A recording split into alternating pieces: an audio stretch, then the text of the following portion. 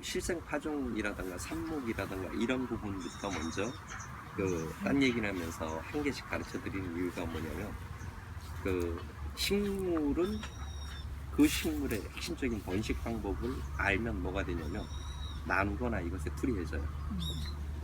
그 방법을 모르면은 원종을 구할 때는 방법이 없어요. 원종을 구할 때는 어쩔 수 없이 그것들을 야생 상태나 아니면 다른 사람한테 분양을 받거나 어떤 형태로 가야 되지만, 번식 방법을 모르면 그건 그대로 있는 거고, 늘 크는 방법을 좀 자연스러워지면, 아주 대체적으로 그래요. 보면은 약 2년에서 3년 사이에 어떤 식물 하나가 들어오면 기본적으로 5천 주가 늘어나는 게 식물이에요. 식물은 그냥 그 틀이에요.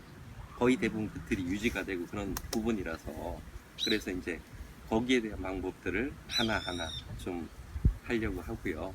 우리가 농사를 져요. 그러면 그걸 먹잖아요. 근데 그냥 살기 위해서 먹는 건지, 아니면 대체 왜 과일을 먹어야 되는지 정도는 그래도 알고 먹어야 될 거 아니에요. 이 자두를 왜 먹어야 되는지 정도는 알고 먹으면 좋아요. 자두 같은 것들이 보면 이제 그 모든 생명의 출발은 미생물이에요. 모든 생명의 출발은 미생물이하고, 그 다음에 그 미생물을 받아들이는 존재가 식물이에요. 그리고 그 다음에 이제 그 식물을 통해서 사람들이 이걸 하는데, 그렇게 해서 미생물이 자라고 식물이 자라고 거기에 동물이 연결된 거를 생태계라고 하고, 그리고 이것들이 한 진화라고 해서 공진화라고 공통진화라고 얘기를 하고, 그리고 그 물질이 동일한 영양 체계를 갖춰서 동속 영양 체계라고 하는 부분에 있는 거예요. 그런데 어떤 미생물이 자라고 그 다음에 이제 이 자두가 나온 거예요. 그리고 이제 그 자두를 사람들이 먹는데, 이 자두들이 하는 역할들은 뭐냐면 염증을 잡는 것의 역할들을 기본적으로 해요. 그래서 이제 그 한의사나 이런 걸 딱 보면 얘들이 어떤 염증을 잡고, 이것들은 그냥 쉽게 뭐 자두의 효능 이렇게만 인터넷 뒤지면 다 나와요. 근데 그것에 이제 중심이 있는 게 이제 어떤 계열의 염증을 잡아주는 거예요. 그러면 내가 문제가 되고 있는 어떤 병들을 몇 개를 고치고 싶다고 가정을 하면 뭐부터 해야 되냐면 미생물부터 키워야 돼요. 미생물부터. 그 다음에 식물을 키우고 그것이 결과가 나왔을 때 같이 진화했고 같은 물질이에요. 그러니까 하는 거예요. 농업도 맨 처음에 뭐냐면 먹는 에너지원 농업이에요. 그러니까 쌀, 밀, 보리 같은 것들로 가지고 먹고 에너지를 얻어야지 뭐냐면 크고 활동을 할 수 있는 그런 부분이 돼요. 근데 사람은 성장을 하면서 내 세포를 버리면서 계속 새로운 세포가 나오고 단백질을 재생을 해야 돼요. 그 단백질을 재생을 하려고 하면 육류가 들어가야 돼요. 그래서 육류가 없이는 기본적으로 안 만들어져요. 근데 사람이 보면, 자, 내가 이제 몸이라는 단백질이 만들어졌고 내가 움직이고 있어요. 근데 건강은 외부에서 들어오는 미생물이나 이런 것들의 공격을 이겨내는 방어와 적극적으로 공격하는 거는 어디서 갖고 올 거냐는 거예요.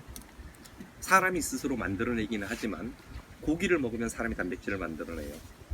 이 외부에서 사람이 방어와 공격 물질을 만들어내는 건 뭐냐면 쌀이나 고기가 아닌 이 산나물이나 과일에서 얻어지는 요소예요. 그래서 이걸 먹는 건 뭐냐면 우리가 쉽게 얘기하는 그냥 면역력이라고 하는데, 이제 그거를 용어를 좀 바꿨어요. 뭐냐면 방어와 공격을 하는 물질이나 그 능력.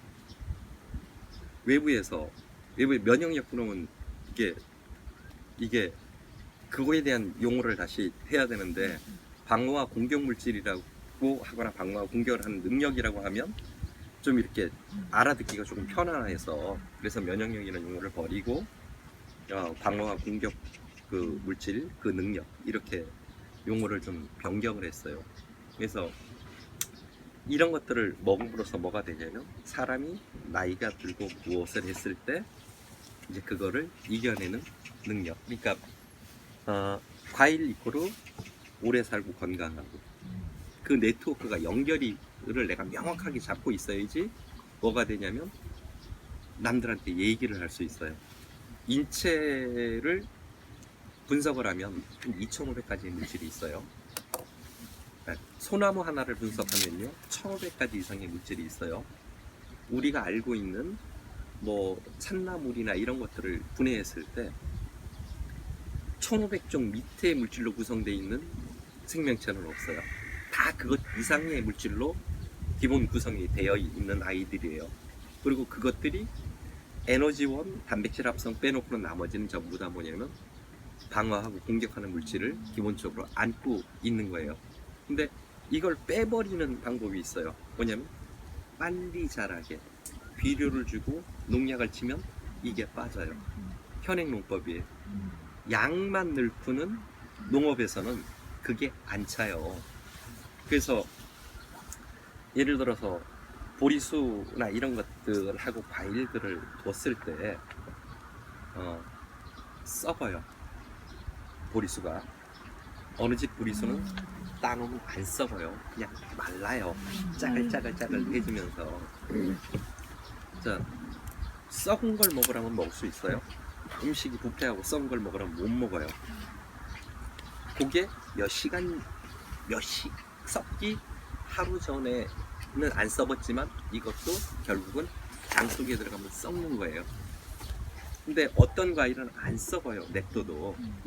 그러면 결국은 안 썩는 과일을 먹어야지 뭐가 되냐면 몸이 안 썩는 거예요. 시간 타임에서 조금 차이만 날 뿐이지 결국은 썩는 곡물을 먹으면 썩는 거예요. 수경 재배하고 이런 상추 냅두면 안 말라요. 그냥 이렇게 물커러지면서 썩어요. 걔가 내가 현재 입에 넣을 때는 안 썩었지만 결국은 내 장 속에 들어가면 썩어요.